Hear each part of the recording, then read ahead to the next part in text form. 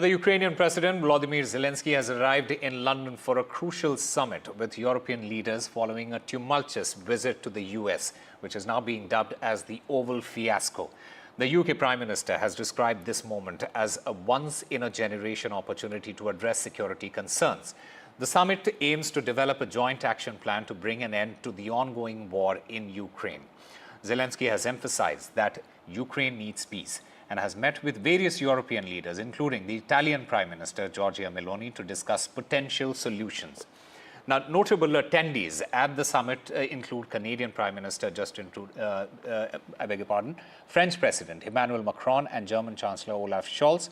The UK has announced a comprehensive package of support for Ukraine's recovery, including funding for energy sector repairs, infrastructure building, rebuilding and anti-corruption initiatives.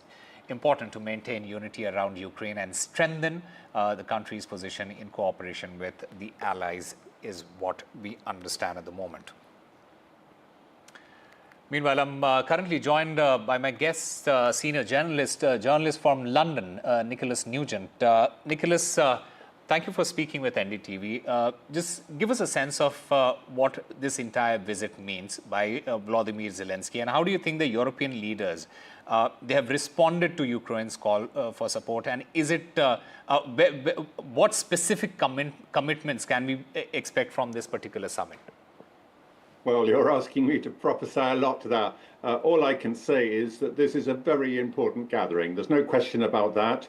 We've all seen the television report of Presidents Trump and Zelensky a few days ago, which really rather horrified people in Europe, I might say, because it looked as if President Trump had gone completely onto the Russian side of things. And today's summit in London is restoring a balance. In other words, it's bringing out the European leaders and indeed the Canadian leader, Mr. Trudeau, the key figures in NATO, let's say, to reaffirm their support for Ukraine in this conflict, but also it seems that they've adopted the responsibility for trying to find peace, given that Mr. Trump appeared only to be talking to one side, or at least appeared to be taking sides. I don't know if I'm making it sound too complicated, but this is perhaps restoring some sort of balance, because there's no more crucial issue in Europe at the moment than the prospect for peace in Ukraine. In other words, ending the Russian-Ukraine conflict. And that's what today is all about. Now, whether it's going to succeed or not, I can't tell you, but I can only tell you that the key people involved are there and the prospects look reasonably good. And I think I'm drawing two conclusions from it so far. One is that Britain and France appear to be taking the lead in trying to find a way towards peace. That's to say, President Macron of France and Prime Minister Keir Starmer of Britain.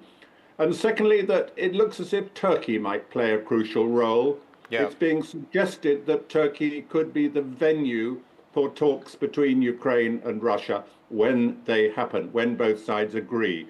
But this early days, and that's what I'm concluding from this meeting so far. But it is early days, and perhaps we'll learn more about the prospects when the British Prime Minister speaks at a press conference shortly.